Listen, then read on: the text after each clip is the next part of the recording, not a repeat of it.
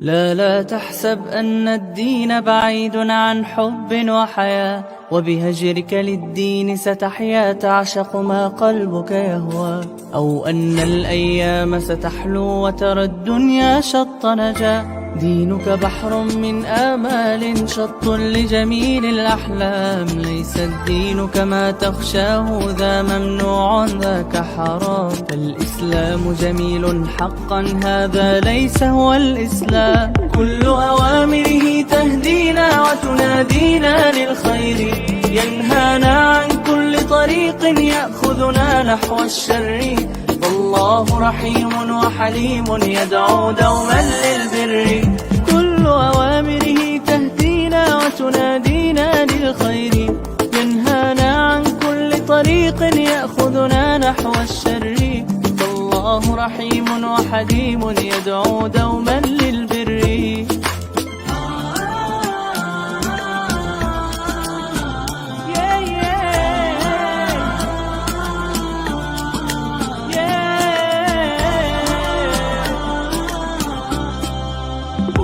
في الدين صلاة وصيام وكذلك فرح وسرور، والمتدين من تلقاه مبتسما حلوا كالنور، يسعى ليعمر دنياه وهو رقيق الطبع صبور. الإسلام سلام فينا يزرع فينا حب الناس، الإسلام سفينة حب يدفعها أجمل إحساس. ما أحلى الدنيا لو عشنا وجعلنا الإسلام أساس، كل أوامره تهدينا وتنادينا للخير، ينهانا عن كل طريق يأخذنا نحو الشر. والله رحيم وحليم يدعو دوما للبر، كل أوامره تهدينا وتنادينا للخير، ينهانا عن كل طريق يأخذنا نحو الشر. والله رحيم وحليم يدعو دوما للبر.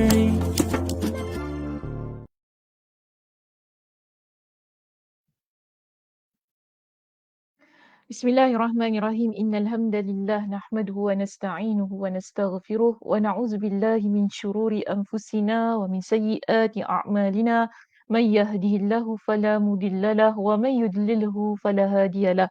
Wa asyhadu an la ilaha illallah wahdahu la syarikalah wa asyhadu anna Muhammadan 'abduhu wa rasuluh. Amma ba'd. Rabbi shrah li sadri wa yassir li amri wahlul 'uqdatam min lisani yafqahu qawli. Rabbi zidni ilma warzuqni fahma. Allahumma inna nas'aluka ilman nafi'a wa rizqan thayyiba wa amalan mutaqabbala. Assalamualaikum warahmatullahi wabarakatuh. Apa khabar jemaah muslimah kita di ruangan Facebook Masjid Kampung Siglap pada pagi ini? Mudah-mudahan semuanya berada dalam keadaan yang sihat sejahtera hendaknya dan dirahmati Allah Subhanahu Wa Taala sentiasa. Okey, siapa bersama dengan kita pada pagi ini? Sebelum kita mulakan pengajian kita pada pagi ini, sebagaimana biasanya lah kita raikan ya teman-teman kita yang sudah berada di ruangan komen, di ruangan Facebook kita pada pagi ini. Pertama sekali saya nampak di situ kita ada Liza Aziz kita. Okey, Assalamualaikum Ustazah Dr. Sakinah Sabtu, admin dan teman-teman online. Waalaikumsalam warahmatullahi wabarakatuh Liza. Terima kasih kerana bersama dengan kami pada pagi ini. Mudah-mudahan Allah Subhanahu Wa Taala memberkati masa dan usahanya untuk duduk di hadapan TV pada pagi ini. Okey, kita ada Kak Aisyah Taha kita juga di situ. Assalamualaikum Ustazah Dr. Sakinah Sabtu dan jemaah sekalian. Waalaikumsalam warahmatullahi Kak Aisyah. Terima kasih kerana Kak Aisyah bersama dengan kita juga pada pagi ini. Dan sebagaimana biasanya Kak Aisyah dia akan ucapkan Alhamdulillah untuk pagi ini. Thank you so much for this FB Live. Okay, thank you. Masya Allah. Baik, seterusnya kita ada apa? Oh, Cik Salimah kita. Awal Cik Salimah ya masuk pagi ni Cik Salimah. Tak sabar-sabar betul-betul kuliah akhir pagi ni. Cik Salimah, Assalamualaikum Ustazah. Waalaikumsalam warahmatullahi. Apa khabar Cik Salimah? Sehat? Mudah-mudahan sehat ya. Nanti jumpa hari Jumaat. Saya soal jangan tak jawab. Kak Azhar kita pun ada dekat situ. Kak Azhar. Assalamualaikum warahmatullahi wabarakatuh. Ustazah Dr. Sakinah Sabtu. Moga Ustazah sihat dan ceria pagi ini insya-Allah. Ceria tak Kak Zah pagi ni? Saya insya-Allah mudah-mudahan ya ceria. Kita juga ada Cik Latifah kita. Assalamualaikum warahmatullahi wabarakatuh. Ustazah Dr. Sakinah Sabtu. Waalaikumsalam warahmatullahi. Standard ayat semua okey. Kak Baini kita, Assalamualaikum Ustazah Dr. Sakinah Sabtu dan sahabat online. Semoga semua dalam lindungan Allah Azza wa Jalla. Dan ramai lagi lah kita ada Ima di situ, Ima Zafira, kita ada Bunga Mawar dan juga kita ada Kak Noh kita. Oh Kak Noh hari ni, hatinya biru sama dengan tudung tak Kak Noh? Sama kan? Okey. Assalamualaikum Ustazah dan admin bersama dengan hatinya yang berwarna biru. Masya Allah. Saya selalu cakap, Kak Noh hati beku ke warna biru ni? Tak. Kak Noh kata, taklah Ustazah hati saya tak beku. InsyaAllah. Hatinya sentiasa ya hidup. Sentiasa hidup dengan keimanan, ketakwaan kepada Allah Subhanahu Wa Taala mudah-mudahan. So kita ada siapa di situ? As juga dan juga Suri Katriana. Okey. Terima kasih kerana bersama dengan kami pada pagi ini. Okey baik, muslimah yang saya kasihi, pagi ini kita akan mulakan pengajian di muka surat yang keberapa dan di poin yang keberapa boleh letakkan di ruangan komen, nanti admin saya akan letakkan, paparkan jawapan anda, silakan.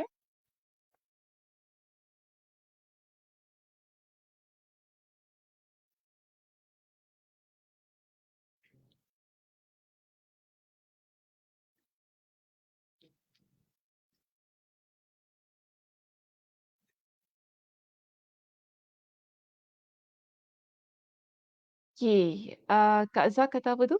Sambungan poin L, muka surat 449. Aliza juga memberikan jawapan yang sama, muka surat 449, paragraf selepas ayat surah An-Najm ayat yang ke-40, ayat yang ke-26. Okey. Cik Salimah 467. Cik Salimah sama dengan Ustazah Sakinah. Cantik. Baik, Imam Zafira 449. Sama ya dengan Kak Zah dengan Liza. Okey, baik. Terima kasih. Kak Noh sama tak muka surat Kak Noh? Kak Syah sama tak muka surat? Dah tengok kan member semua muka surat sama malah nak jawab. Samalah 449. Okey, tak apa. Baik, jadi maknanya di sini, pagi ini kita akan menyambung perbincangan di poin kita yang L. Poin kita yang L bertajuk cinta pokok setiap gerakan dan kita berada di bahagian yang terakhir pada pagi ini dan saya akan selesaikanlah di kuliah kita yang terakhir untuk poin ini supaya kita dapat menutup poin ini dengan baik sekali. Kemudian kita ada dua muka surat tadi, kalau sesiapa yang ceritakannya sama sebagaimana saya, iaitu juga dengan Cik Salimah tadi kan, muka surat 467. Jika tidak, boleh lihat muka surat 449. Ramai fatwa kat sini kan. Majoriti ulama kita kat situ. Kak Azhar, Aliza, Ima, Kak Noh, Kak Baini dan juga Kak Aisyah. Semuanya muka surat 449. Jadi kita ada dua muka surat, sama ada muka surat 449 atau muka surat 467. Jika ada yang tak jumpa juga, cari saja poin kita L dan kita berada di perbincangan surah An-Najm ayat yang ke-26 yang ada dalam kitab kita di sini. Okey baik muslimah yang saya kasihi, kita lihat ya. Pada minggu lepas saya ada menerangkan sedikit tentang surah Maryam ayat 64 yang ada di dalam kitab kita. Jadi pada pagi ini saya nak bawa kembali supaya perbincangan itu bila kita nak sambungkan, kita nampak duduk perkara yang sebenarnya lah yang ingin dibincangkan pada poin kita di peringkat ataupun di bahagian akhir ini. Baik, saya datangkan kembali surah Maryam pada ayat yang ke-64 ada dalam kitab kita. Tadi kan surah An-Najm pada ayat yang ke-26 di atas itu. Okay, di atasnya. Baik.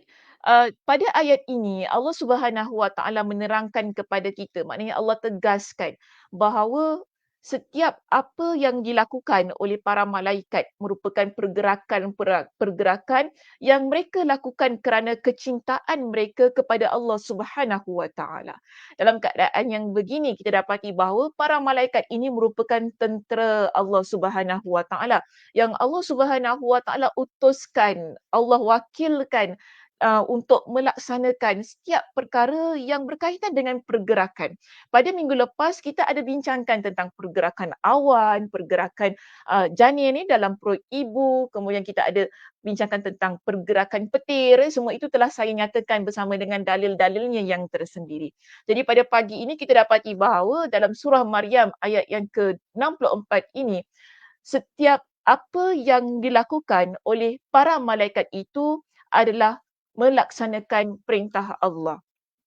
Para malaikat, okey, mereka ini hanya melaksanakan perintah Allah dan hanya mengatur dan membahagikan urusan semua itu berdasarkan perintah Allah.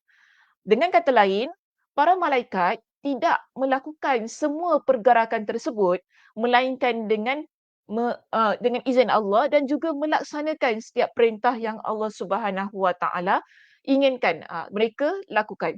Jadi dalam surah Maryam pada ayat yang ke-64 ini menegaskan tentang kita panggil sebagai limit, apa tu panggil had, batas yang ada pada para malaikat. Iaitu Allah ingatkan kepada kita, wama natanazzalu illa bi amri rabbik. Tidaklah kami iaitu Jibril turun melainkan dengan perintah Tuhanmu. Lahu ma baina aydina wa ma khalfana wa ma baina dhalik. Jadi di sini malaikat Jibril memberitahu kepada kita tentang setiap apa yang ada di hadapan kita, apa yang ada di belakang kita dan apa yang ada antara kedua-duanya, iaitu depan dan belakang, semua itu adalah milik Allah Subhanahu Wa Taala.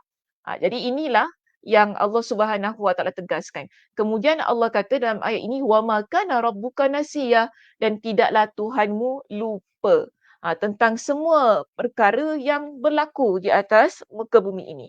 Dan ayat ini sebenarnya dikuatkan dengan surah Taha, surah An-Najm pada ayat yang ke-26. Yang ada dalam kitab kita, di bawahnya kan.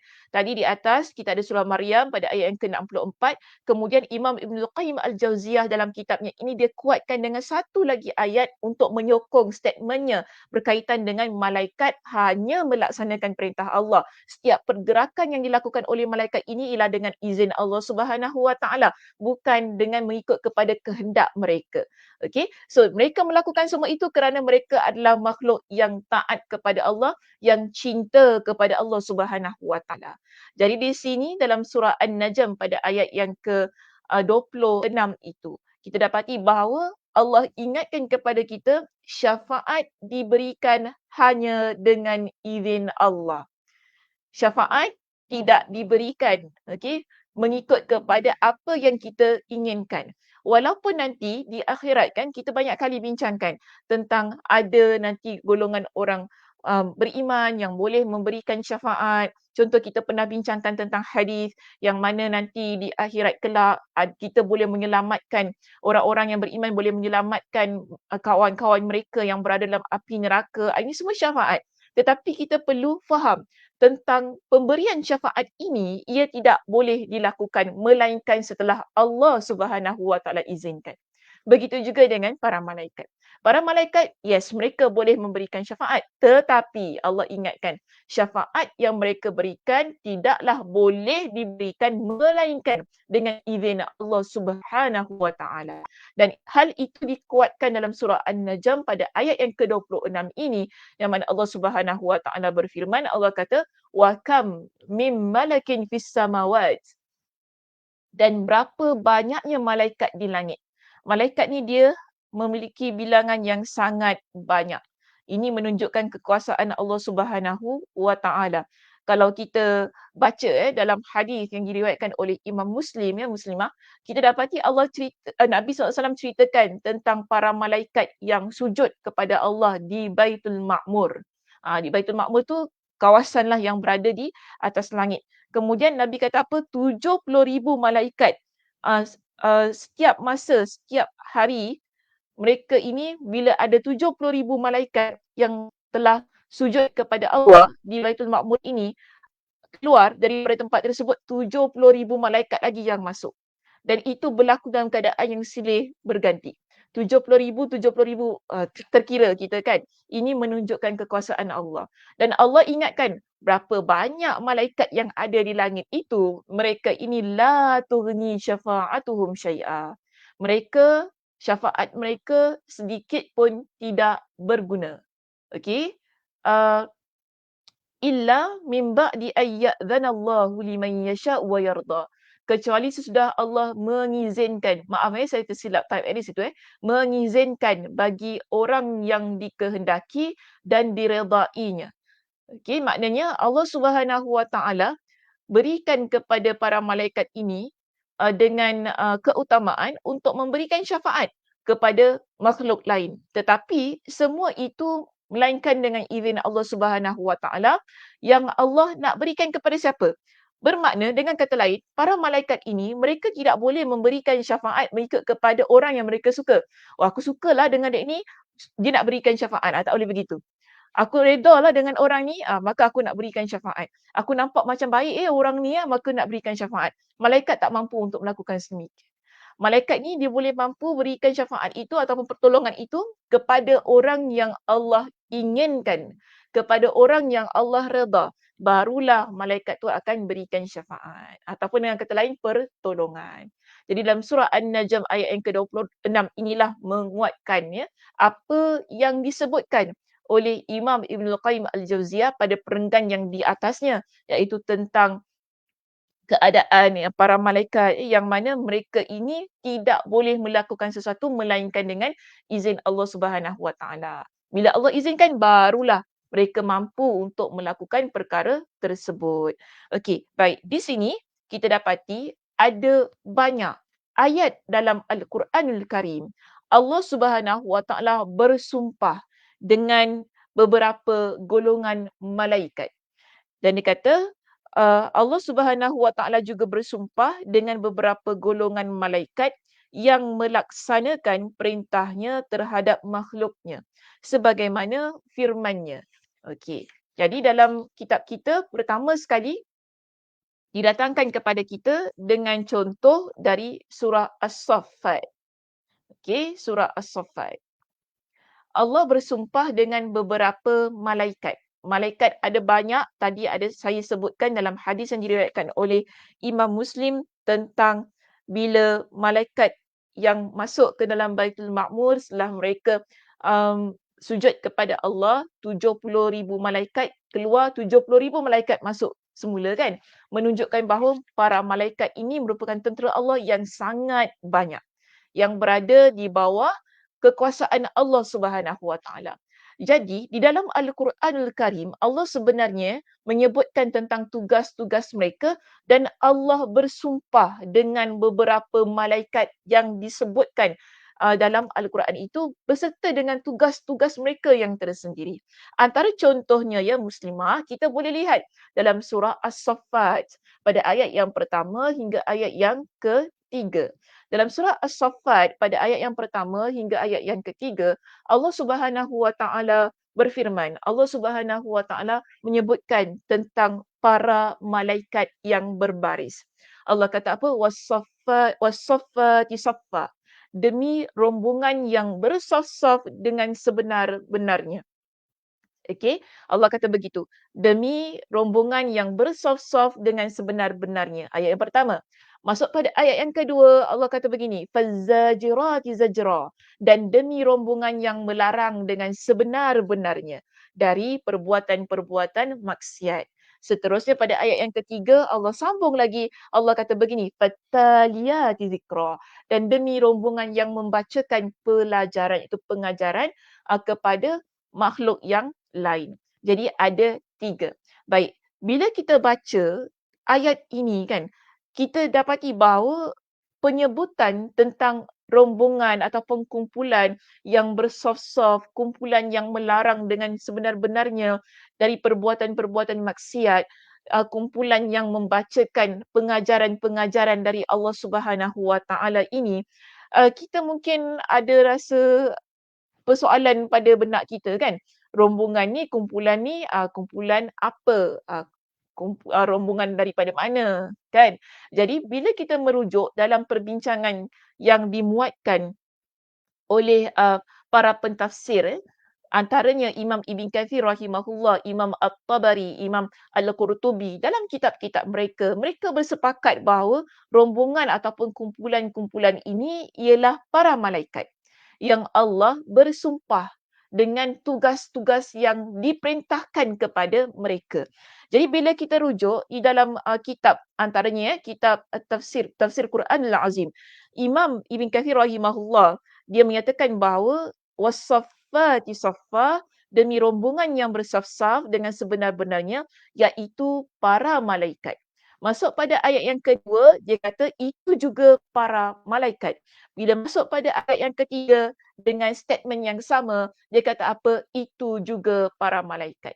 Jadi di sini jelas kepada kita, ketiga-tiga kumpulan yang Allah Subhanahu Wa Taala sebutkan dengan peranan masing-masing di situ ialah para malaikat yang Allah perintahkan kepada mereka untuk berdiri dalam keadaan yang bersaf-saf, iaitu untuk menjadi makhluk, iaitu malaikat yang berperanan sebagai melarang dengan perbuatan-perbuatan maksiat, dan juga memiliki peranan mereka yang tersendiri untuk menyampaikan ataupun membacakan pengajaran. Dan ini disebutkan demikian juga oleh Ibn Abbas radhiyallahu anhuma, Masruq, Sa'id ibn Jubair, Ikrimah, Mujahid, As-Suddi, Qatadah dan Ar-Rabi' bin Anas. Bermakna mereka semua bersepakat rombongan ataupun kumpulan yang Allah sumpah itu tadi dengan nama mereka ini adalah para malaikat yang diberikan dengan tugas yang tersendiri itu tadi. Jadi kalau kita lihat di dalam kitab itu juga, dalam hadis yang diriwayatkan oleh Imam Muslim, menyatakan bahawa Nabi SAW ada menyebutkan tentang barisan yang dibuat oleh para malaikat itu. Nabi kata begini, ala tasuffuna kama tasufful malaikatu inda rabbihim. Hendaklah kalian membuat barisan sebagaimana malaikat-malaikat bersaf-saf di hadapan Rabb mereka. Jadi Nabi beritahu kepada para sahabat, bila nak buat saf ni kan, iaitu nak berbaris tu, buatlah barisan sebagaimana para malaikat berada di hadapan Allah Subhanahu Wa Taala. Jadi di kalangan para sahabat bila mereka mendengar apa yang diperintahkan oleh Nabi sallallahu alaihi wasallam itu tadi, mereka pun kembali bertanya kepada Nabi, faqulna ya Rasulullah wa kaifa tasufful malaikatu 'inda rabbihim. Dan mereka tanya kepada Nabi sallallahu alaihi wasallam, wahai Rasulullah, bagaimana keadaan ataupun cara para malaikat ini mereka berbaris di hadapan Tuhan mereka. Nabi SAW pun bersabda, Nabi beritahu kepada mereka, yutimuna sufufal mutaqaddimata wa yatarassuna fis saffi. Nabi kata begini, mereka menyempurnakan saf yang pertama, kemudian yang setelahnya, dan bersaf dengan sangat rapi, tidak meninggalkan celah antara mereka. Sebab tu saya ni kalau mengajar saya suka tengok kat depan tu rapi kan. Kalau siapa datang kuliah fizikal tu saya suka kata depan tu rapikan. Ini cara para malaikat ni, sebab kita mengambil pengajaran lah bagaimana mereka tu sangat menjaga saf kan, menjaga saf, dan Nabi SAW perintahkan para sahabat untuk melakukan perkara yang sama sebagaimana para malaikat.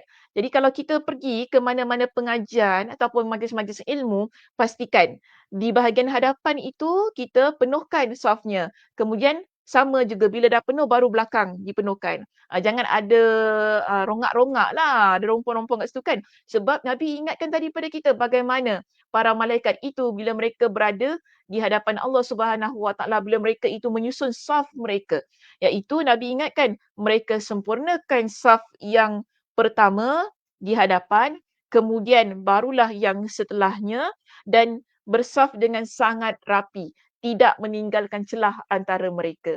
Jadi ini merupakan sesuatu yang baik untuk dicontohi. Sebab itu Nabi perintahkan para sahabat untuk melakukan perkara yang sama. Sama juga ketika kita dalam keadaan yang nak solat berjemaah kan. Kita pastikan di bahagian hadapan dulu safnya kan, dia jadi rapi. Kemudian bila depan dah penuh baru pergi belakang. Di sini demikianlah keadaannya. Bukanlah dalam keadaan sana sikit kan. Kalau itu sakit mata. Sakit mata saya. Kita nampak macam tak rapi. Jadi agama sebenarnya mengajarkan kepada kita tentang kerapian.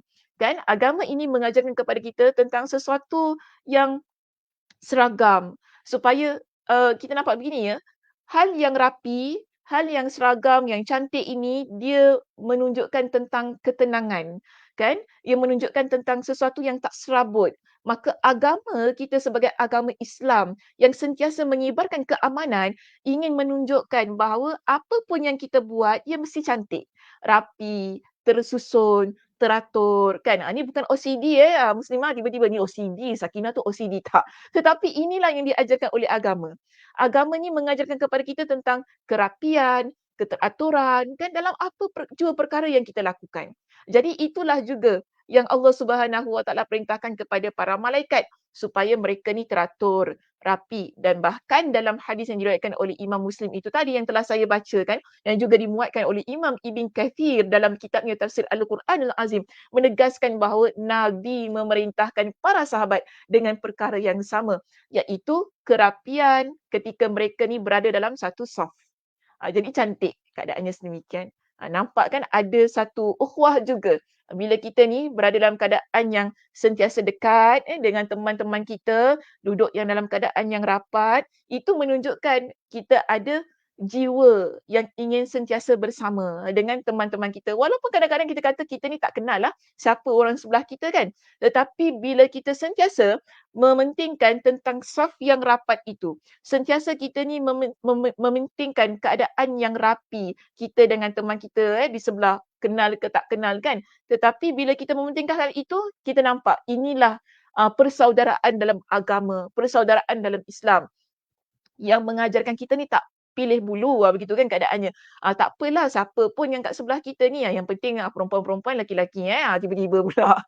Ni kan Ustazah kata jangan pilih bulu, tak apa lelaki pun tak apa, dekat, tak boleh macam gitu. So kita nampak di sini bila kita sesama muslimah kan, bertepatan dengan konteks kita dalam kelas kita, semua perempuan. Jadi kita janganlah, tak suka dengan dia, bencilah dengan dia, tak naklah, tak nak dekat-dekat dengan dia. Kita pun pilih-pilih, nak dengan yang tai-tai je macam tu kan. Dengan kaya-kaya je. Tak naklah, ini tak lawa, tak naklah, tak nak dekat-dekat. Tak boleh begitu. So kita jaga saf ini. Kerana saf itulah yang akan lebih mendekatkan kita. Kerapian dalam saf itu yang akan lebih menumbuhkan rasa cinta dalam setiap gerakan kita untuk beribadah kepada Allah Subhanahu Wa Taala. Okey? Baik. So inilah kita dapati bagaimana Allah Subhanahu Wa Taala bersumpah dengan beberapa para malaikat yang Allah sebutkan dalam Al-Quran. Kemudian Allah sebutkan juga tentang tugas mereka. Kalau yang pertama tadi malaikat yang bersaf-saf, yang kedua malaikat yang Allah Subhanahu Wa Taala perintahkan untuk melarang dengan sebenar-benarnya makhluk lain daripada perbuatan maksiat. Kemudian ada yang ketiga iaitu para malaikat yang Allah perintahkan supaya mereka ini membacakan pengajaran dan pelajaran kepada makhluk Allah Subhanahu Wa Taala yang lain.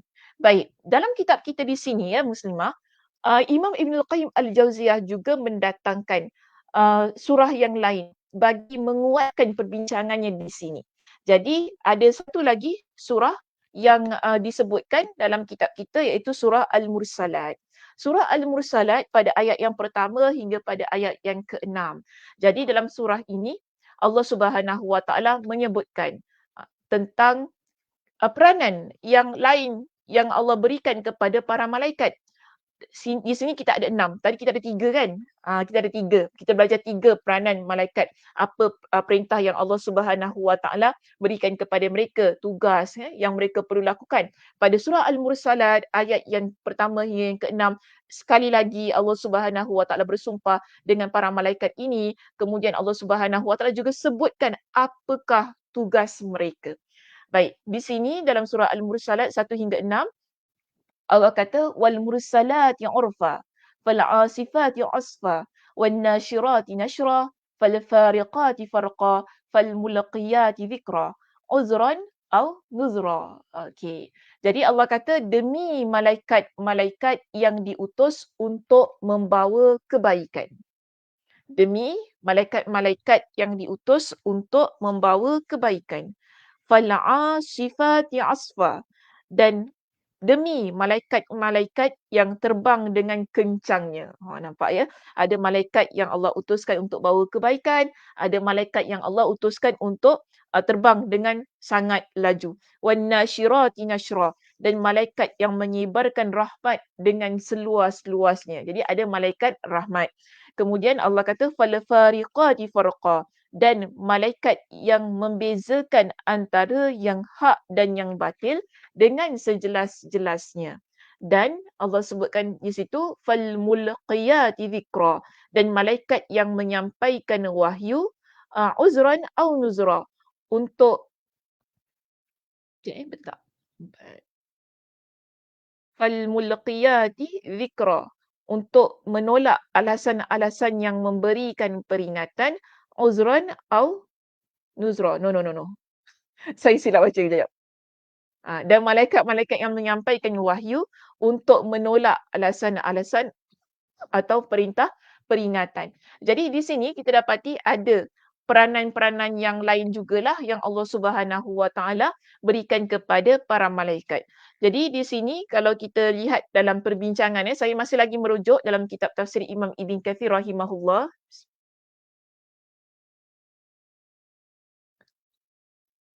Yang mana menyatakan bahawa wal mursalat yang urfa, demi yang diutus untuk membawa kebaikan, Imam Ibn Kathir kata apa? Ini adalah para malaikat. Itu juga adalah pendapat yang disepakati oleh Masruq, Mujahid, As-Suddi dan Ar-Rabi' bin Anas. Kemudian dia kata diriwayatkan dari Abu Saleh, dia berkata yakni para utusannya, dan riwayat lain darinya yakni para malaikat. Dengan kata lain macam inilah, setiap para ulama yang mentafsirkan ayat ini semuanya, majoritinya bersepakat bahawa yang dimaksudkan dalam setiap ayat ini adalah para malaikat yang Allah utuskan dengan peranan-peranan mereka yang tersendiri. Jadi dia kata di sini al-mursalat yang urfa, maka dia menjawab iaitu angin. Angin yang membawa angin. Kemudian dia kata okeylah. Al-asifat yang asfa adalah angin. Semua itu adalah angin. Malaikat yang membawa angin. Okay? Yang Allah Subhanahu Wa Taala utuskan untuk mengawal keadaan-keadaan pergerakan angin itu tadi. Baik, surah Al-Mursalat di sini kalau kita rujuk dalam kitab tafsir menyatakan bahawa surah ini turun ketika solat maghrib. Dan ia menjadi surah yang dibaca oleh Nabi SAW semasa solat berjemaah di waktu solat maghrib. Dalam sebuah hadis yang diriwayatkan oleh Imam Al-Bukhari menyebutkan begini.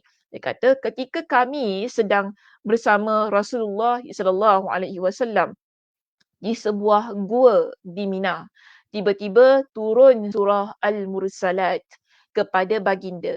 Jadi baginda membacanya dan saya mendengarnya dari mulut baginda. Mulut baginda basah. Maknanya mulut itu basahlah, tak keringlah ketika membaca ayat-ayat dalam surah Al-Mursalat. Tiba-tiba ada seekor ular yang datang, sebab mereka dalam gua kena ingat ni. Mereka dalam gua, kemudian turun surah Al-Mursalat.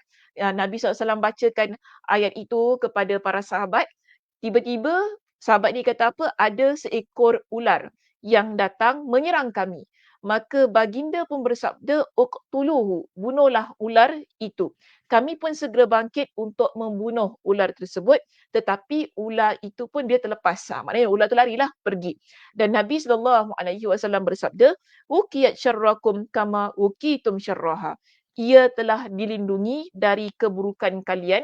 Maksudnya Nabi kata, ular itu Allah lindungi daripada keburukan kalian. Maknanya kita tadi nak bunuh dia kan. Okay, dia terlindung daripada keburukan, dia dibunuh. Kemudian Nabi kata apa? Kama wukitum syarraha. Sebagaimana kalian terlindungi dari keburukannya. Ular tu datang pun bawa keburukan. Iaitu ular tu mungkinlah kalau kita tak perasan, tiba-tiba dia patuk, akan bawa kematian. Jadi bawa keburukan. Maka dalam hal ini Nabi kata apa? Ular itu dilindungi daripada keburukan kalian sebagaimana kalian dilindungi daripada keburukan yang dibawa oleh ular itu. Dan hadis ini diriwayatkan oleh Imam Muslim melalui jalur Al-A'mash. Imam Ahmad juga ada meriwayatkan hadis ini yang mana dia kata dari Ibn Abbas radhiyallahu anhuma, dari ibunya, bahawa dia telah mendengar Nabi SAW membaca surah Al-Mursalat di solat maghrib. Jadi ini kalau sesiapa nak jadi imam bolehlah bawa surah ini surah Al-Mursalat. Panjang juga sebenarnya. Solat maghrib bawa Allahu Akbar. Solat maghrib. Okey, tapi okeylah 50 ayat saja. Taklah panjang sangat. Dia kira macam surah-surah pendek lah macam tu kan. Okeylah. Kalau siapa hafal tu alhamdulillah. 50 ayat saja surah Al-Mursalat ni. Tak panjang sangatlah. Kalau siapa yang tak biasa nampak panjang lah kan begitu. Jadi di sini yang penting kita nak kata surah ini turun pada satu situasi dan peristiwa yang mana Allah Subhanahu Wa Taala menunjukkan kepada kita berlakulah satu keadaan ular datang kemudian ular itu berjaya melepaskan diri dan para sahabat juga berjaya selamat daripada keburukan ular tersebut. Dan dalam riwayat yang lain menyatakan bahawa surah Al-Mursalat ini yang Allah sumpah dengan nama-nama para malaikat, dengan pekerjaan, dengan peranan-peranan para malaikat di situ menunjukkan bahawa Nabi SAW ada membaca surah ini ketika solat maghrib. Jadi itulah yang disebutkan oleh ibu kepada Ibn Abbas radhiyallahu an, yang mana dia sendiri dengar surah itu dibaca oleh Nabi sallallahu alaihi wasallam ketika mereka solat berjemaah bersama dengan Nabi sallallahu alaihi wasallam. Tapi yang penting kita dapati bahawa bila Allah Subhanahu Wa Taala bersumpah dengan para malaikat di sini, ia menunjukkan tentang keutamaan yang ada pada para malaikat serta tugas-tugas yang mereka jalankan. Kerana mereka adalah makhluk yang sangat mentaati Allah Subhanahu Wa Taala. Okey, dalam kitab kita di sini kembali balik dalam kitab kita, ada satu lagi surah yang didatangkan kepada kita untuk menunjukkan tentang sumpah Allah Subhanahu Wa Taala dengan peranan-peranan yang dilakukan oleh para malaikat itu. Iaitu surah An-Nazi'at pada ayat yang pertama hingga ayat yang kelima. Allah Subhanahu Wa Taala berfirman, Allah kata wan-nazi'ati gharqa wan-nashitati nashta was-sabihati sabha fas-sabiqati sabqa fal-mudabbirati amra. Demi malaikat-malaikat yang mencabut nyawa. Okey, nampak tak kat situ? Ada maknanya dalam kehidupan kita ini ada malaikat tugasnya Allah tetapkan maaf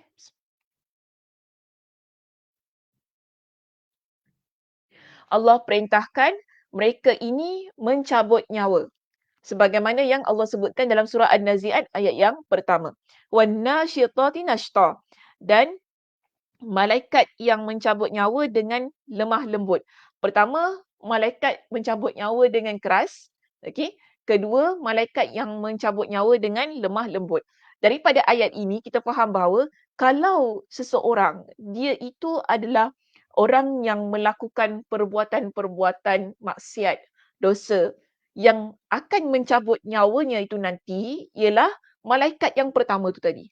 Yang mencabut nyawa dalam keadaan yang keras. Okey, tapi kalau orang itu ialah orang yang beriman kepada Allah, yang sentiasa menghiasi kehidupannya dengan amal kebaikan, amal soleh dan bila sampai waktunya untuk dia menghembuskan nafasnya yang terakhir, Allah akan perintahkan malaikat yang mencabut nyawa itu ialah malaikat yang mencabut nyawa dalam keadaan yang lemah lembut. Begitu situasinya. Kemudian wasabihati sabha dan malaikat-malaikat yang turun dari langit dengan cepat. Fasabiqati sabqa dan malaikat-malaikat yang mendahului dengan kencang. Falmudabbirati amra dan malaikat-malaikat yang mengatur urusan dunia. Baik, yang penting ya muslimah daripada surah As-Saffat ayat 1 hingga 3. Surah Al-Mursalat ayat 1 hingga 6 dan juga surah An-Nazi'at ayat 1 hingga 5. Dalam ketiga-tiga surah ini, pertama kita dapati bahawa Allah Subhanahu Wa Taala bersumpah dengan nama-nama para malaikat beserta tugas-tugasan yang Allah berikan kepada mereka. Kedua, inilah menjadi satu dalil ataupun bukti yang menunjukkan kepada kita pergerakan-pergerakan yang dilakukan oleh para malaikat itu ialah atas perintah Allah Subhanahu Wa Taala. Okey, so bermakna pada ketiga-tiga surah itu kan ianya menguatkan kembali perbincangan kita pada surah Maryam ayat yang ke-64 dan juga surah An-Najm pada ayat yang ke-26. Betul tak? Okey, ayat yang ke-26. Jadi pada surah Maryam ayat 64 yang kita bincangkan di awalnya kan yang ini kan. Okey, surah ini, kemudian surah An-Najm pada ayat yang ke-26. Kedua-dua surah ini, iaitu ayat ini menceritakan tentang malaikat secara umum. Bila kita masuk dalam surah As-Saffat ayat 1 hingga 3, kemudian kita baca tadi surah Al-Mursalat ayat 1 hingga 6 dan seterusnya surah An-Nazi'at ayat 1 hingga 5, kita dapati bahawa ia lebih khusus. Menunjukkan kepada kita tentang peranan malaikat yang tersendiri. Ada malaikat yang bawa angin, ada malaikat yang mencabut nyawa, ada malaikat yang membawa kebaikan, ada malaikat yang menyebarkan rahmat. Setiap malaikat itu ada tugas-tugasan mereka yang tersendiri, yang menggerakkan setiap sesuatu yang ada di atas muka bumi ini dengan menjalankan perintah Allah Subhanahu Wa Taala itu tadi. Kerana jangan lupa ya, kita bincangkan dalam topik kita yang L di sini ialah setiap gerakan itu dia ada 3 kan. Pertama gerakan dengan kehendak, kedua gerakan alami, ketiga gerakan yang dipaksakan. Kita ada 3 gerakan. Kemudian kita datangkan dalam perbincangan ini gerakan-gerakan yang dilakukan oleh para malaikat beserta dengan dalil-dalilnya yang telah saya bawakan pada minggu lepas. Yang menunjukkan kepada kita bahawa setiap gerakan yang berlaku di atas muka bumi ini yang Allah wakilkan kepada para malaikat yang mereka lakukan dengan perintah Allah Subhanahu Wa Taala itu tadi adalah gerakan yang dibuat atas cinta mereka kepada Allah Subhanahu Wa Taala. Maka sebab itu kita lihat di sini dalam kitab kita. Ya, datangkan kembali. Jika kamu sudah mengetahui tentang isu ini, iaitu tentang perbincangan ini, kita dah faham dah tentang perbincangan ini, maka dapat difahami bahawa seluruh cinta, gerakan, kehendak dan perbuatan adalah di atas merupakan bentuk ibadah para malaikat kepada Rabb langit dan bumi. Kita faham bahawa apa yang dilakukan oleh para malaikat yang berbentuk setiap pergerakan itu tadi. Gerakan mereka yang membawa kebenaran dan juga kebatilan, yang membezakan antara kebenaran dan kebatilan. Malaikat yang menyampaikan wahyu, yang menolak perkara alasan dan juga peringatan. Para malaikat yang Allah perintahkan supaya mengatur urusan dunia. Ini adalah gerakan yang mereka lakukan berdasarkan kepada cinta, gerakan yang berdasarkan kepada kehendak dan juga perbuatan yang merupakan ibadah para malaikat. Jadi seluruh gerakan alamiah yang dipaksakan mengikuti hal tersebut, iaitu ibadah yang ada itu tadi. Okey, maka dia kata semua itu dilakukan atas dasar cinta malaikat kepada Allah Subhanahu Wa Taala. Pergerakan yang menghasilkan tasbih penduduk langit dan bumi. Kita lihat begini ya muslimah. Ketika kita melaksanakan ibadah, kadang-kala kita ini melakukan ia kerana kehendak kita nak buat ibadah itu. Tetapi kadang-kala kita buat ibadah tersebut mengikuti gerakan yang dipaksakan. Okey, gerakan yang dipaksakan.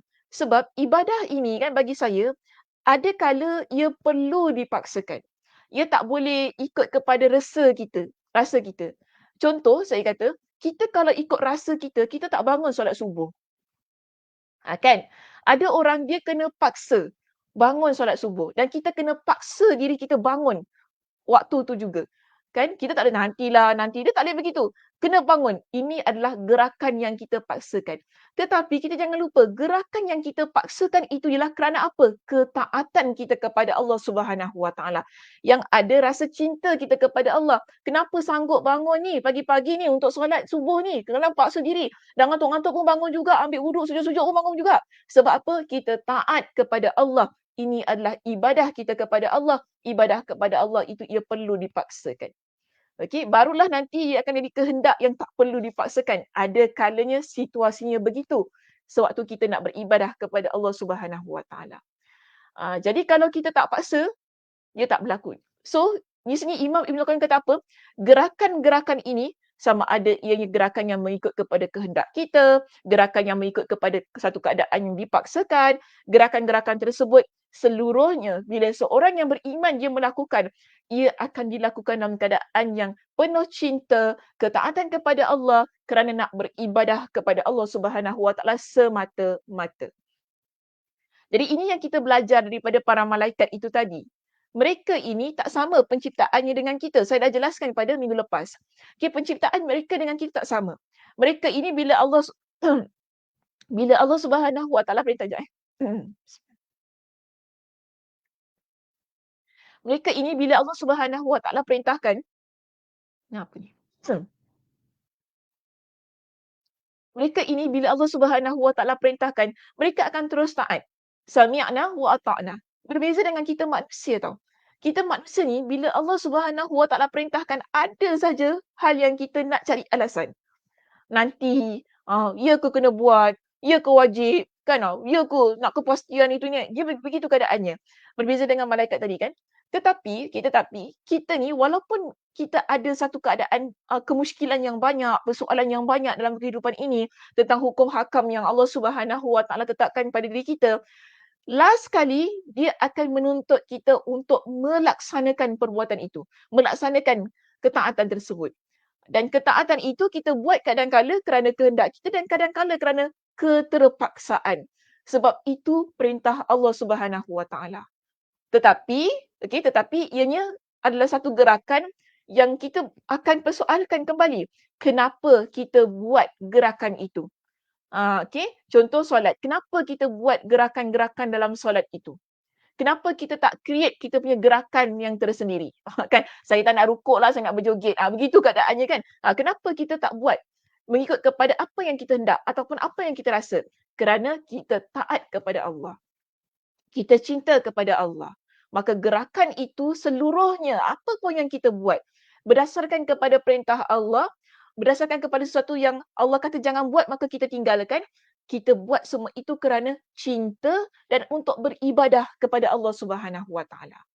Jadi kalau kita nak berbalik kepada apa yang dilakukan oleh para malaikat itu tadi, kita dapati bahawa pergerakan yang dilakukan oleh para malaikat ianya menghasilkan tasbih penduduk langit dan bumi. Kita nampak contoh langit, ataupun awan lah, dia bergerak kan perlahan-lahan. Awan yang mana berdiri tanpa tiang. Semua itu menjadikan kita hamba Allah yang bertasbih kepada Allah Subhanahu Wa Taala. Berdasarkan kepada gerakan yang Allah perintahkan kepada para malaikat itu. Contoh, kita dengar petih lalu kita bertasbih kepada Allah. Gerakan yang Allah perintahkan kepada para malaikat tadi kan membuatkan kita bertasbih kepada Allah Subhanahu Wa Taala. Kita kalau orang yang dia hamil, kemudian dia dapat rasa gerakan bayinya kan di rahim, di perutnya. Dia akan bertasbih kepada Allah Subhanahu Wa Taala. Yang mana malaikat yang menggerakkan itu kan, malaikat yang Allah perintahkan malaikat untuk gerakkan, untuk wakilkan kepada malaikat ini supaya buat perkara-perkara ini untuk bayi yang ada dalam rahim seorang ibu. Kita sebagai seorang ibu bila kita dapat rasa, kita jangan excited sampai lupa nak bertasbih kepada Allah. Kerana apa? Setiap perkara yang Allah Subhanahu Wa Taala takdirkan untuk bergerak, yang Allah perintahkan kepada para malaikat ini untuk menggerakkannya, ialah menuntut kita supaya kembali memuja Allah Subhanahu Wa Taala kerana cinta kita kepada Allah Subhanahu Wa Taala. Tasbih yang menghasilkan tasbih penduduk bumi dan juga penduduk langit. Ini sebagaimana firman Allah Subhanahu Wa Taala dalam ayat inilah yang terdapat dalam kitab kita juga yang menjadi penutup kepada perbincangan kita pagi ini. Allah Subhanahu Wa Taala berfirman, Allah kata pada ayat ini, tusabbihu lahus samawati sab'u wal ardu wa man fihin. Langit yang 7 yang ada di atas kepala kita ni yang muslimah, wal ardu, dan juga bumi yang kita pijak ini, wa man fihinna, dan semua yang ada pada langit dan semua yang ada pada bumi, sama ada kita nampak dan kita tak nampak, yang Allah ciptakan berupa makhluk-makhluk Allah Subhanahu Wa Taala ini. Allah kata apa? Mereka semuanya bertasbih kepada Allah. Cuma wa in min syai'in illa yusabbihu bihamdi walakin la tafqahuna tasbihahum. Dan tak ada sesuatu pun melainkan bertasbih dengan memujinya. Setiap makhluk yang ada di langit dan juga yang ada di bumi, tak ada satu pun Allah kata melainkan bertasbih kepada Allah. Walakin la tafqahuna tasbihahum. Cuma saja kita ni manusia, kita tak faham bagaimana langit tu bertasbih kepada Allah. Bagaimana pokok tu bertasbih kepada Allah. Mungkin kita ada kucing, kucing tu bertasbih kepada Allah, kita tak tahu. Tapi Allah ingatkan kepada kita semua makhluk yang ada di atas langit dan juga di atas bumi ini, semuanya bertasbih kepada Allah. Cuma engkau tak tahu bagaimana cara mereka itu bertasbih kepada Allah Subhanahu Wa Taala. Kemudian Allah kata apa? Innahu kana haliman ghafura. Kerana apa? Allah itu ialah sesungguhnya adalah Maha Penyantun lagi Maha Pengampun. Allah itu sangat penyantun. Maka Allah Subhanahu Wa Taala menciptakan kita ini dengan kekuatan yang tersendiri, dengan kefahaman yang tersendiri, dengan kelemahan yang tersendiri. Namun yang paling penting Allah ingatkan kepada kita, semua makhluk Allah, mereka itu bertasbih kepada Allah. Yang kita nampak dan yang kita tak nampak. Setiap ciptaan itu. Pokok, binatang, haiwan, serangga kan yang ada. Kita tak tahu dan tahu semua tu jalan tengah bertasbih kepada Allah, kita picit.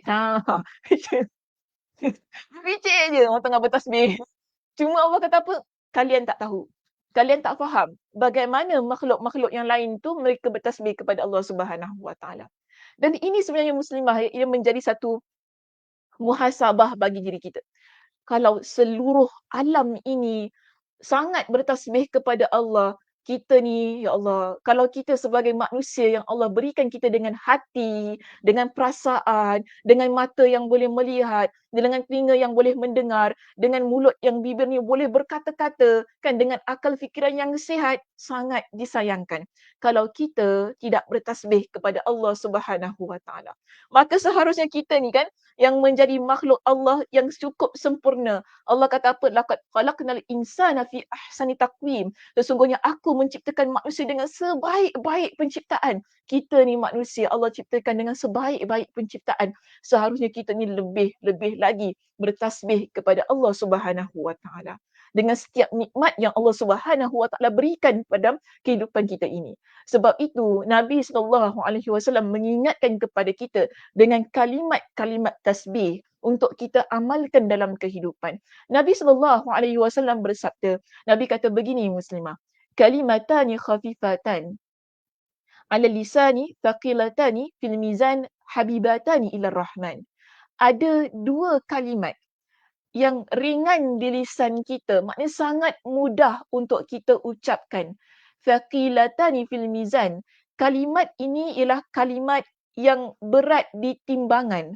Iaitu bila kita nanti di hari kiamat, Allah Subhanahu Wa Taala menghisap kita, bila kita ni jadi seorang muslimah yang banyak bertasbih kepada Allah, tasbih itu akan memberatkan timbangan ke di akhirat kelak. Dan Nabi kata apa? Dua kalimat ini habibatani ila rahman adalah dua kalimat yang sangat Allah Subhanahu Wa Taala cintai, yang mana Nabi kata di situ ia adalah disukai oleh Ar-Rahman. Dengan penggunaan sifat ataupun nama Allah Ar-Rahman diangkat dalam hadis ini untuk menunjukkan betapa cintanya Allah Subhanahu Wa Taala pada lafaz tasbih yang sangat ringan di lidah, memberatkan mizan dan dicintai oleh Ar-Rahman. Nabi pun kata kepada kita, Subhanallahil Azim. Yang pertama. Dan yang kedua, Subhanallahi wa bihamdih. Mudah kan? Dan saya yakin ramai antara kita yang dah hafal zikir ini. Okey? Subhanallahil Azim, Subhanallahi wa bihamdih.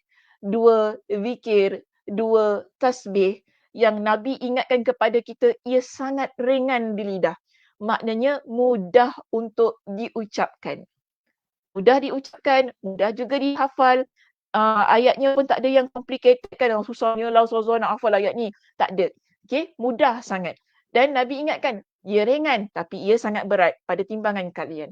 Dan ia adalah kalimat yang Allah Subhanahu Wa Taala cintai. Dan dua kalimat ini seharusnya menjadi ucapan yang sentiasa membasahi lidah kita. Sebagai bukti bahawa kita juga adalah makhluk yang bertasbih kepada Allah Subhanahu Wa Taala. Allah ingatkan tadi kan dalam surah Al-Isra pada ayat yang ke-24, ayat yang ke-44. Penduduk langit, penduduk bumi, semua makhluk bertasbih kepada Allah. kita saja yang tak faham tentang bagaimana tasbihnya itu. Maka kita pun nak jadi, kita sebagai penduduk bumi ini, kita nak jadi makhluk yang turut bertasbih kepada Allah kerana kesedaran kita, kecintaan kita kepada Allah Subhanahu Wa Taala, yang mana kita tahu setiap pergerakan yang kita ada di atas muka bumi inilah kerana cinta Allah juga. Kenapa Allah gerakkan itu? Kenapa Allah gerakkan ini? Kerana cinta Allah terhadap makhluknya. Maka atas dasar itu wajar kita ini menjadi muslimah yang sentiasa membasahkan lidah kita dengan zikrullah. Antaranya ialah dengan bertasbih kepada Allah Subhanahu Wa Taala. Dalam sebuah hadis yang lain, Nabi sallallahu alaihi wasallam, iaitu hadis yang riwayat Imam At-Tirmizi dengan sanad yang sahih, Nabi sallallahu alaihi wasallam mengingatkan kepada kita, sesiapa yang membaca subhanallahi wa bihamdi 100 kali dalam sehari akan diampunkan dosanya walaupun dosanya seperti buih-buih di lautan. Nampak tak? Kita ni ucap satu kalimat yang sangat ringan, tetapi kerana cintanya Allah Subhanahu Wa Taala kepada orang yang memuji dia, Allah berikan dengan satu keutamaan yang sangat besar, iaitu diampunkan, dihapuskan dosa-dosanya walaupun dosa-dosa itu seperti buih-buih yang ada di lautan. Dalam hadis yang diriwayatkan oleh Imam At-Tirmizi dengan riwayat yang dengan sanad yang sahih, sekali lagi Nabi sallallahu alaihi wasallam mengingatkan kepada kita, subhanallahil azim wa bihamdi. Tadi dalam hadis yang saya bawakan, riwayat Imam Al-Bukhari, di slide saya ini kita ada dua zikir tasbih kan? Okey. Pertama subhanallahil azim. Okey, subhanallahil azim. Yang kedua subhanallahi wa bihamdi. Keutamaan ini dah satu perkara lah. Kemudian tadi saya bawakan hadis riwayat Imam At-Tirmizi dengan keutamaan yang kedua, iaitu Allah Subhanahu Wa Taala ampunkan dosa kita walaupun seperti buih di lautan. Yang ketiga, Nabi ingatkan dalam hadis yang diriwayatkan oleh Imam At-Tirmizi dengan sanad yang sahih. Nabi kata apa? Subhanallahil azim wa bihamdi. Zikirnya ya. Subhanallahil azim wa bihamdi. Ghurisat lahu nakhlah fil jannah. Siapa yang baca zikir itu, Allah akan tanam untuk dia satu pohon di dalam syurga. Pohon itu khas untuk kita. Bila seseorang dia banyak membaca subhanallahil azim wa bihamdi. Pohonnya dalam syurga. Setiap apa yang ada dalam syurga sangat high class. Walaupun kita kata sebatang pohon. Okay, sangat high class. Maknanya pohon itu bukan pohon yang biasa-biasa, tetapi pohon dalam syurga sangat tinggi kualiti dan nilainya, tak ada satu pun yang boleh membandingi kualiti dan nilai yang ada pada pokok tersebut. Jadi kita ni kan, kita sekarang hidup ni nak mengejar sesuatu yang Allah Subhanahu Wa Taala redha. Maka setiap hari kita usaha untuk lakukan amal ibadah yang mudah. Kan, saya faham kadang-kadang kita ni busy, kita ni sibuk, banyak benda kita nak buat. Sampai kadang-kadang kita pun tak sempat nak solat solat fardu pula. Tak sempat nak solat sunat. Solat fardu kena sempat, jangan tak sempat ya. Sibuk macam mana pun solat fardu kena sempat. Tak sempat nak solat sunat yang banyak, tak sempat, tak ada kekuatan untuk puasa sunat yang banyak. Kan kadang-kadang kita begitu. Dan kita ni dalam amal ibadah, kita kena smart juga ya muslimah. Kita mesti, selalu orang katakan study hard and smart. Saya nak kata gini lah, ibadah hard and smart. Okey, kita kena ada satu slogan bahawa saya nak beribadah kepada Allah dengan banyak tetapi kena bijak. So di sini Nabi sallallahu alaihi wasallam sentiasa menunjukkan kepada kita, umat baginda bila mereka beribadah kepada Allah, mereka beribadah dengan giat dan juga hebat tetapi bijak. Sebab itu kita nampak di sini zikir yang Nabi ajarkan ia sangat ringkas. Sangat ringkas tetapi ia memberikan kepada kita dengan keutamaan yang sangat banyak.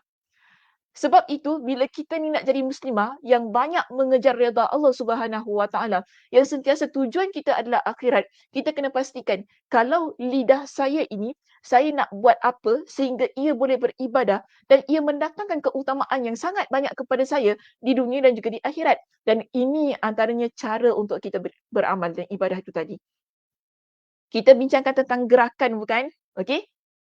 Kita bincangkan tentang gerakan. Okey, sebentar. Saya nak tukar position gerakan saya. Okey, kita bincangkan tentang gerakan di dalam, kehidupan kita kan. Bila sekarang ini kita nak gerakkan lidah kita. Bila kita nak gerakkan lidah kita itu, bagaimana gerakan yang memberi manfaat bagi diri kita. Setiap kali kita menggerakkan lidah itu, adakah ucapan yang kita ucapkan merupakan ucapan yang bernilai di sisi Allah Subhanahu Wa Taala, ataupun ia hanya sekadar ucapan yang sia-sia bahkan memasukkan kita ke dalam api neraka. Maka sebab itu di sini, bila Nabi ini mengajarkan kepada kita dengan ucapan, dua kalimat yang sangat ringan, bermakna mudah untuk kita ucapkan, kita amalkan ia. Betul tak? Kita amalkan ia dengan sebaik-baiknya, memperbanyakkan ucapan tersebut, subhanallah wa bihamdi, subhanallah Ahil azim, subhanallahi wa bihamdi, supaya ucapan-ucapan ini tadi kan pertama ianya boleh memberatkan timbangan kita, kemudian ianya menyebabkan Allah Subhanahu wa taala cinta kepada kita dan seterusnya mampu keutamaannya mampu untuk menghapuskan dosa-dosa kita walaupun seperti buih di lautan, dan Allah Subhanahu wa taala memberikan kepada kita, menanamkan kepada kita dengan satu pohon yang khas di dalam syurga Allah Subhanahu wa taala. Setiap gerakan yang kita buat ya muslimah dalam hidup kita ini, pastikan ia adalah gerakan yang bijak. Tak kira sama ada ia berkaitan dengan ibadah maupun setiap sesuatu yang berkaitan dengan kehidupan kita ini. Buat sesuatu dengan penuh bijak, yang mana kita buat ia kerana Allah Subhanahu Wa Taala, insya-Allah Allah akan berikan kepada kita dengan keutamaan yang baik di dunia dan juga di akhirat. Okey muslimah, itu sahaja perbincangan kita untuk pagi ini. Terima kasih di atas perhatiannya. Kuliah kita pagi ini adalah kuliah yang terakhir. Kita akan berehat ya, sempena cuti akhir tahun lah. Dan insya-Allah kita akan jumpa di tahun hadapan di bulan Januari insya-Allah. Nanti kalau ada sebarang perubahan daripada sudut tarikh, insya-Allah pihak admin akan maklumkan. Banyakkan sentiasa untuk periksa IG masjid, FB masjid dan juga IG dan FB saya. Kalau siapa yang mengikuti Telegram saya juga boleh banyakkan sentiasa periksalah. Jadi jika sekiranya kita ada sebarang perubahan daripada sudut tarikh itu, insya-Allah kita akan maklumkan kepada semua. Dan tapi yang penting ialah kita akan mulakan kuliah, okey, dia punya tentatively lah kita kata 9 Januari insya-Allah. Apa pun sebarang perubahan akan dimaklumkan. Dan saya mohon maaf untuk sepanjang tahun ini jika ada sebarang kekurangan, kesilapan, kesalahan daripada sudut tutur kata ketika syarah. Okey, mungkin ada yang terasa ada yang rasa macam puas hati dengan cara saya syarah ni kan, nyindir aku ke apa tak, saya tak pernah nak sindir orang ya, okey. Cuma itulah, kita manusia tidak terlepas daripada kesilapan. Saya doakan mudah-mudahan anda semua dalam keadaan yang Allah berikan dengan kesihatan, dengan nikmat yang sangat banyak supaya dapat terus-terusan beribadah kepada Allah Subhanahu Wa Taala. Mohon doanya untuk kesihatan saya juga. Mudah-mudahan saya dapat meneruskan pengajian kita ini sehinggalah kepada akhir kitab kita. Sikit lagi ya perbincangan dalam kitab ini. Baik, saya tutup pengajian kita pada tahun ini dengan tasbih kafarah. Subhanakallahumma wa bihamdika asyhadu an la ilaha illa anta astaghfiruka wa atubu ilaik. Assalamualaikum warahmatullahi wabarakatuh.